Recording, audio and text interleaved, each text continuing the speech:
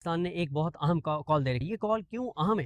اور پہلے میں تحریک تحفظ پاکستان کی پریس ریلیز آپ کے سامنے رکھ دیتا ہوں. کون کون اجلاس میں شریک تھا, اعلان کیا کیا گیا ہے اور اس کی امپورٹنس کیا ہے, اور کیا اس سب کے بعد اسلام آباد کی کال بھی آ سکتی ہے. ان تمام چیزوں پہ بات کرتے ہیں. تحریک تحفظ پاکستان کی جو پریس ریلیز ہے اس کے مطابق اخوندزادہ حسین صاحب جو ترجمان ہیں انہوں نے یہ جاری کی, اور انہوں نے بتایا کہ تحریک تحفظ پاکستان کی قیادت کا اہم ترین سربراہی اجلاس تحریک کے سربراہ محمود حسن اچکزئی کی زیر صدارت منعقد ہوا. اجلاس میں قائد حزب اختلاف Saint Allama Raja Nasir Abbas, P T I کے سینئر رہنما اسد کیسر, سیکرٹری جنرل سلمان اکرم راجہ, سندھ یونائٹڈ پارٹی کے سربراہ زین شاہ, مصطفیٰ نواز کھوکھر, بی این پی کے سینئر نائب صدر ساجد ترین, سنی اتحاد کونسل کے قائم مقام چیئرمین صاحبزادہ حسن رضا, اپوزیشن لیڈر پنجاب اسمبلی معین قریشی, چیف ویب قومی اسمبلی ملک عامر ڈوگر, تحریک انصاف سندھ کے صدر حلیم عادل شیخ, پارلیمانی لیڈر پنجاب اسمبلی علی بڑائچ, پاکستان رائٹس موومنٹ کے سربراہ سینیٹر مشتاق احمد خان, حقوق خلق پارٹی کے سربراہ عمار علی جان اور ترجمان تحریک تحفظ پاکستان اخوندزادہ حسین نے شرکت کی. اجلاس میں سینئر قانوندان اور معروف سیاستدان چودھری اعتراض احسن نے بھی خصوصی طور پر شرکت کی. اب فیصلے کیا ہوئے؟ اجلاس میں پہلے یہ بتایا گیا کہ کیا ہوا کہ اجلاس میں ملکی اور خطے کی مجموعی صورتحال پر تفصیلی تبادلہ خیال کیا گیا, جبکہ ملک کی بگڑتی ہوئی معاشی صورتحال پر شدید تشویش کا اظہار کیا گیا. اجلاس کے شرکا نے کہا کہ حکومت گورننس, لا اینڈ آرڈر, مہنگائی اور بے روزگاری پر قابو پانے میں مکمل طور پر ناکام ہو چکی ہے.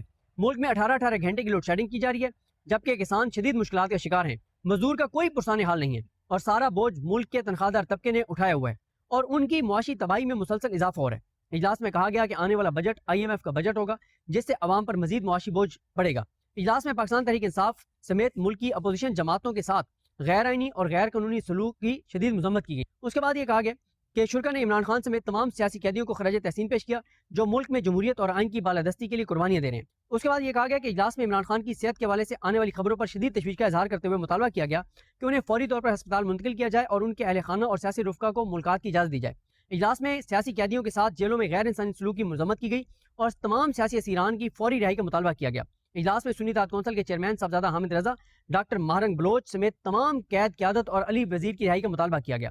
اجلاس میں وزیرستان میں ملک طارق خان وزیر, چیف آف احمد زئی کی شہادت پر گہرے دکھ اور افسوس کا اظہار کیا گیا. غزہ کے لیے گلوبل سمود فلوٹیلا کے پرامن انسانی امدادی قافلے پر بین الاقوامی پانیوں میں اسرائیلی نسل پرست جو جینوسائیڈل آرمی ہے اس کا حملہ اور اغوا کی شدید مذمت کی گئی. اجلاس میں صوبوں کے آئینی حقوق کے تحفظ پر زور دیتے ہوئے کہا گیا کہ ملک کو درپیش بحرانوں سے نکالنے کے لیے آئین اور جمہوریت کی بالادستی ناگزیر ہے.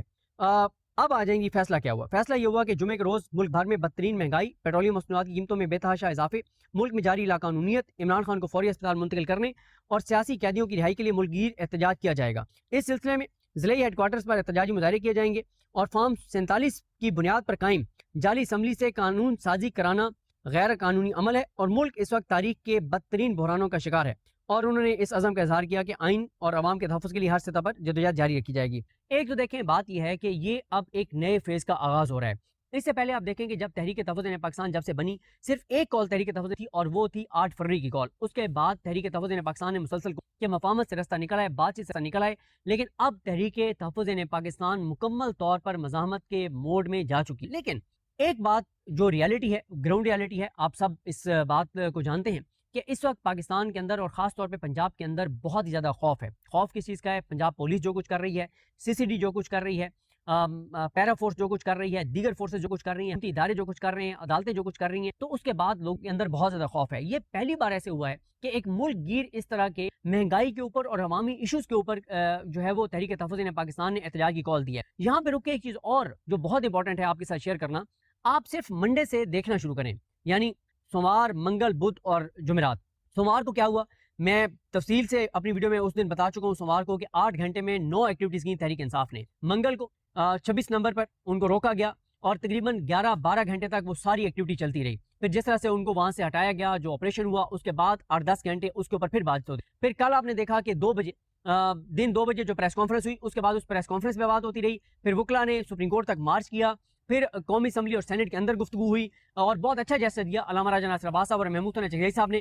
انہوں نے کیونکہ چائنیز ڈیلیگیشن اور اہم شخصیات چائنا کی موجود تھیں, انہوں نے کہا کہ ویسے تو ہم نے بائیک آؤٹ کیا ہوا تھا لیکن چائنا کے احترام میں ہم آئے ہیں اور چائنا کے حوالے سے بہت اہم گفتگو کی, خاص طور پہ علامہ راجہ ناصر عباس صاحب نے سینٹ میں. اب اس سے دیکھیں کہ مسلسل اپوزیشن ایکٹیویٹیز کر رہی ہے اور اب کل جمعے کے دن جو ایک پروٹیسٹ ہے اس کی کال دی گئی ہے. دیکھیں مسئلہ یہ ہے کہ اس وقت تحریک انصاف کی قیادت ڈسکریڈٹ ہوئی ہے, ڈور ٹو ڈور کمپینز نہیں ہیں. پنجاب میں تو خاص طور پہ ایشو ہے, جو کچھ پنجاب میں 26 نومبر اور مرید کے بعد بہت زیادہ خوف ہے، لوگ نہیں نکلتے، لیکن لوگوں کا یہ بھی شکوہ تھا کہ عوامی ایشوز پر تحریک انصاف اور تحریک تحفظ پاکستان بات نہیں کرتے، لوگوں کو نکالنے کی کوشش نہیں کرتے۔ تحریک انصاف کا سوشل میڈیا بھی کہتا تھا کہ یہ کال نہیں دیتے۔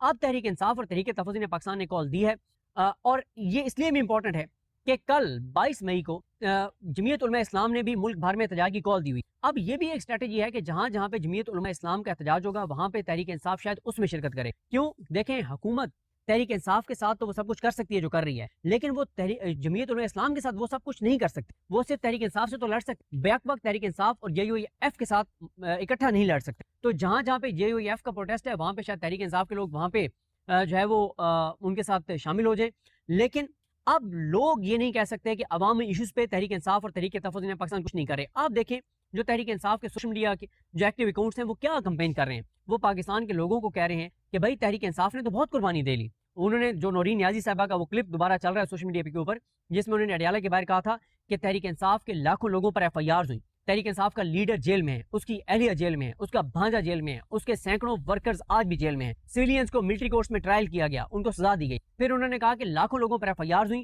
ہزاروں لوگ گرفتار ہوئے، سینکڑوں آج بھی جیلوں میں ہیں، سینکڑوں گھروں کی چادر چاردیواری کا تقدس پامال ہوا، درجنوں لوگ جانوں سے گئے، سینکڑوں لوگ زخمی ہیں۔ انہوں نے کہا کہ ان کے کاروبار تباہ کیے گئے، ان کے ساتھ ہر طرح کا ظلم کیا گیا جو پاکستان کی تاریخ میں کبھی نہیں ہوا۔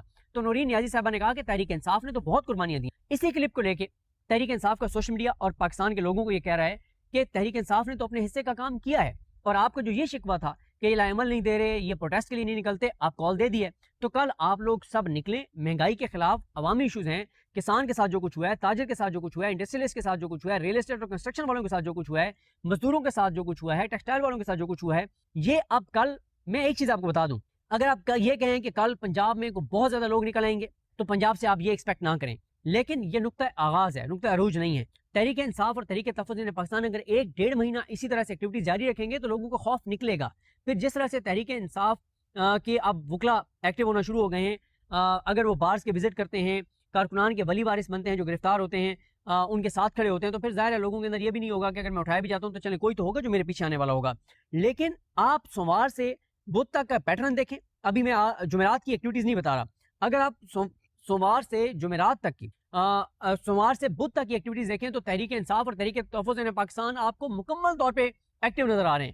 تو اب کل جو جمعے کا پروٹیسٹ ہے یہ بہت اہم ہے، اگر یہ اس کے اندر ہر شہر میں 100 150 200 لوگ بھی نکل آتے ہیں، حالانکہ کچھ بھی نہیں ہے، لاکھوں کا ہے، لیکن یہ نقطہ آغاز ہوگا اور اسی طرح سے ایکٹیویٹیز آگے بڑھیں گی۔ حکومت کے لیے پریشانی ہے کہ پہلے تحریک انصاف سب لوگوں کو اسلام آباد بلاتی تھی، اب وہ شہر شہر بھی ایکٹیویٹیز کر رہے ہیں۔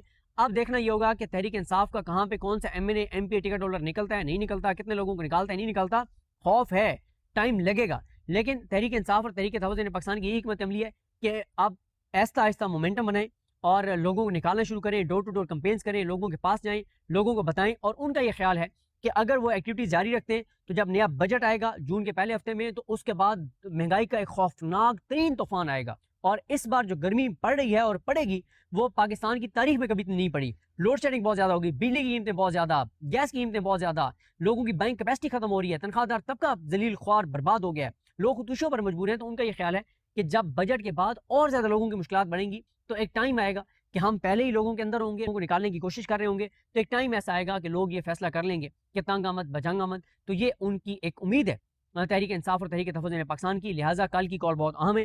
کیا اس مومنٹم کے بعد اسلام آباد کی کال دی جا سکتی ہے؟ تو اس کا جواب ہے بالکل دی جا سکتی ہے۔ کیوں؟